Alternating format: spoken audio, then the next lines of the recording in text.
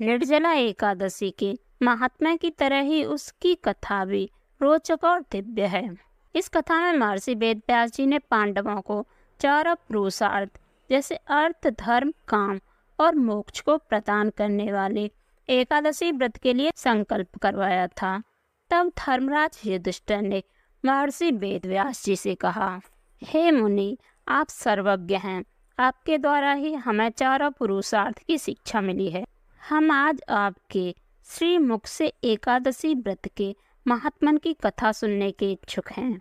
आप हमें ज्येष्ठ माह के शुक्ल पक्ष में आने वाली एकादशी व्रत के बारे में बताने की कृपा करें। तब महर्षि वेदव्यास जी ने कहा, हे वत्स, मैं तुम्हारे आदर भाव से अति प्रसन्न हूँ। एकादशी व्रत सभी अन्य व्रतों की तुलना में सर्वश्रेष्ठ व्रत है। एकादशी तिथि भगवान श्री हरि के सबसे अधिक प्रिय तिथि है। पद्म पुराण में भगवान श्री हरि ने सभी एकादशी व्रत के महात्मन के बारे में विस्तार पूर्वक बताया है। किंतु एकादशी व्रत के कुछ नियम हैं। जो भी जन श्रद्धा भाव से अगर एकादशी का व्रत करता है तो उसकी इच्छा से अधिक फल की प्राप्ति होती है। यह व्रत हर जन को पूर्ण विधि विधान से करना चाहिए। इस व्रत में एकादशी तिथि के दिन सूर्योदय होने से द्वादशी तिथि के सूर्योदय होने तक अन्न ग्रहण करना वर्जित है। एकादशी तिथि के दिन प्रातः सूर्योदय होने से पूर्व यजमान को उठाना होता है और फिर गंगाजल या गंगाजल मिश्रित जल से स्नान करके अपनी दैनिक पूजा और आराधना के कार्य समाप्त करने के पश्चात घर में शुद्धि और सात्विक भोजन बनाकर निमंत्रित ब्राह्मणों को पहले भोजन अर्पित कर उन्हें उचित दक्षिणा देकर पूर्ण संतुष्ट करने के पश्चात ही स्वयं भोजन करना चाहिए। यही इस व्रत का पूर्ण विधान है। एकादशी व्रत की विधि सुन भीमसेन बोले, हे कृपा श्रेष्ठ, आपकी श्री मुख से एकादशी व्रत की विधि सुनकर मैं अत्यधिक यह व्रत करने हेतु प्रेरित हो गया हूँ।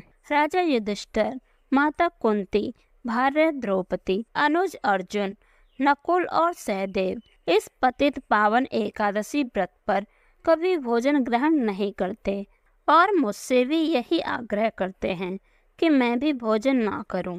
किंतु मेरा हर बार उनसे यही निवेदन रहता है कि मुझसे भूख नहीं सही जाती।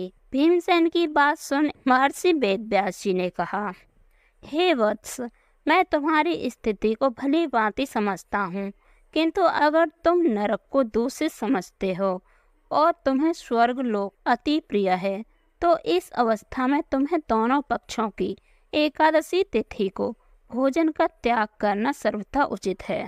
वेदव्यास जी की बात सुनकर भीमसेन बोले, हे मुनि, आपकी बात सर्वथा उचित है, किंतु मैं आपसे सत्य कह रहा हूँ। मैं एक बार भोजन करके भी व्रत नहीं कर सकता, तो फिर मैं पूरा दिन भूखा रहकर कोई व्रत कैसे पूर्ण कर पाऊंगा। मेरे उदर में व्रक नामक अग्नि हमेशा प्रज्वलित रहती है।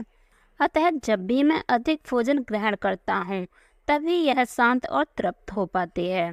इसी कारणवश हे मुनि श्रेष्ठ, मैं पूरे वर्ष में केवल एक बार ही व्रत कर सकता हूँ। अतः हे मुनि, मुझे कोई ऐसा व्रत बताने की कृपा करें जिससे मेरी स्वर्गलोक में निवास करने की इच्छा भी पूर्ण हो जाए और मैं कल्याण का भी भागी बन सकूं। मैं आपके परामर्श का यथोचित पालन पूर्ण रूप से करूंगा। महर्षि वेदव्यास जी ने कहा, हे कुंती सूत, हे बलश्रेष्ठ, तुम्हारा निवेदन सुन मैं अहोभावित हो गया हूँ। अतः अब मेरे वचन ध्यान पूर्वक अवश्य सुनना।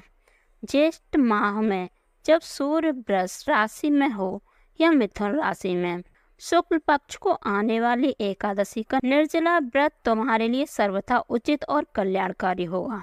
केवल कुल्ला या आचमन ग्रहण करने हेतु तुम मुख में जल का प्रयोग कर सकते हैं, किंतु उसके अलावा किसी भी परिस्थिति में जल को मुख में ग्रहण करना व्रत को निष्फल बनाने के बराबर होगा।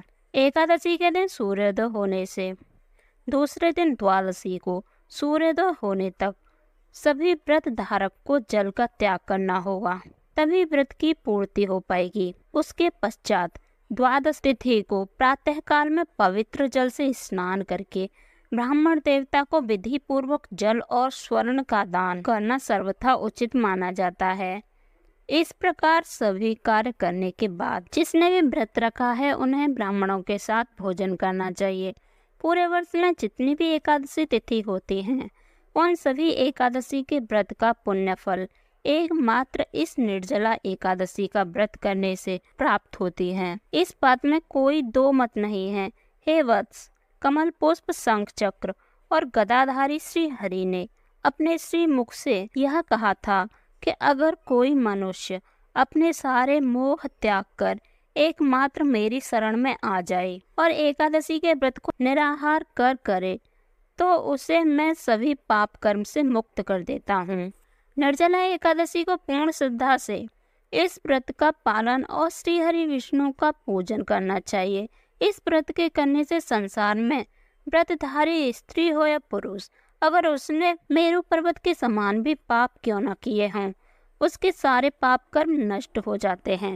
इस निर्जला एकादशी का व्रत करने वाले मनुष्य को अपनी मृत्यु के समय विशालकाय विकरालाकृति और अंधकार में दिखाने वाले भयंकर दंड और पासदारी यमदूत के भयभीत होने की आवश्यकता कभी नहीं होती, क्योंकि उन्हें भी पीताम्बरधारी, सौम्य स्वभाव वाले, हाथ में सुदर्शन धारण करने वाले और मन के समान वेगशाली विष्णुदूत उन्हें भगवान विष्णु के धाम में ले जाते हैं। जो भी मनुष्य निर्जला एकादशी के दिन दान जो भी अपनी भक्ति अनुसार करता है उसे उसका अक्षय पुण्य फल प्राप्त होता है। निर्जला एकादशी का व्रत जो भी मनुष्य पूरे विधि विधान से भगवान श्री हरि में पूरी श्रद्धा करता है उसे परम वैष्णव की प्राप्ति होती है। किंतु जो भी मनुष्य एकादशी के दिन अन्न खाता है वह पाप का भागी बनता है। इस पृथ्वी लोक में वह चांडाल के समान है और मृत्यु के पश्चात वो दुर्गति को प्राप्त होता है। यही नहीं, जो भी मनुष्य ज्येष्ठ माह के शुक्ल पक्ष को आने वाली एकादशी तिथि पर उचित दान करता है उसे परम पद की प्राप्ति सहज हो जाती है।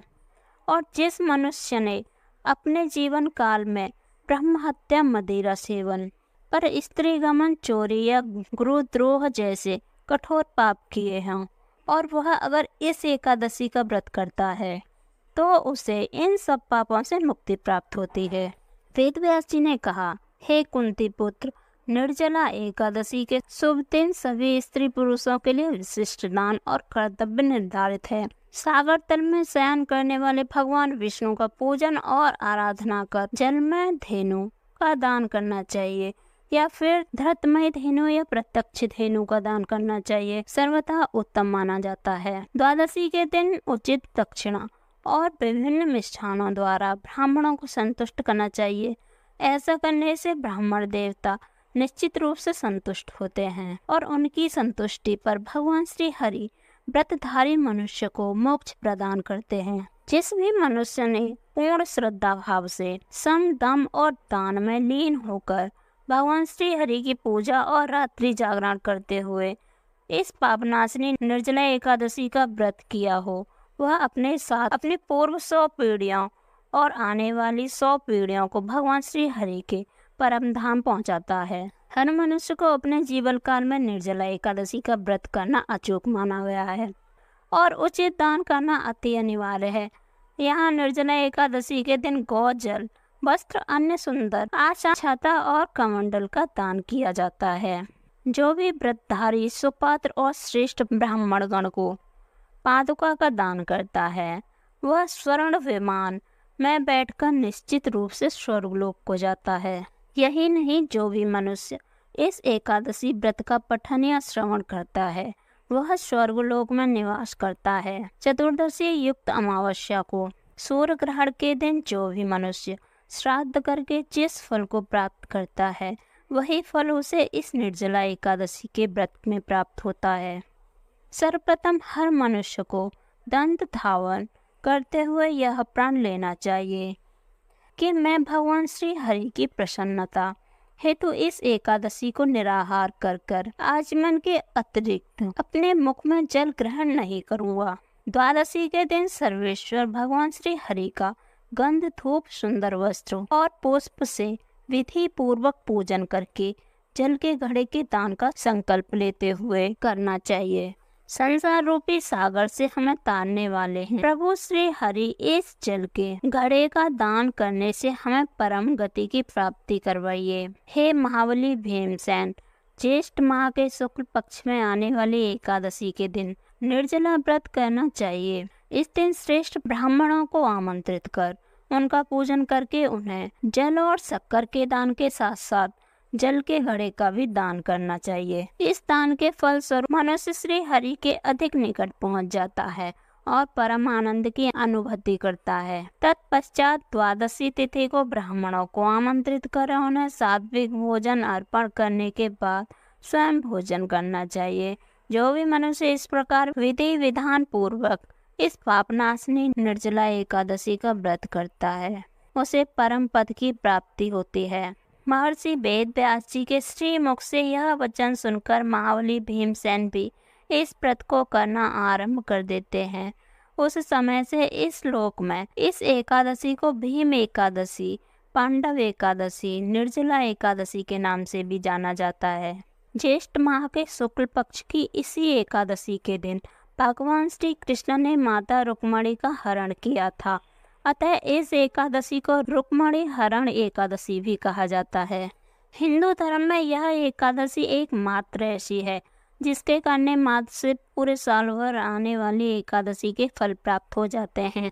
वीडियो अच्छी लगी हो तो वीडियो को लाइक जरूर करें।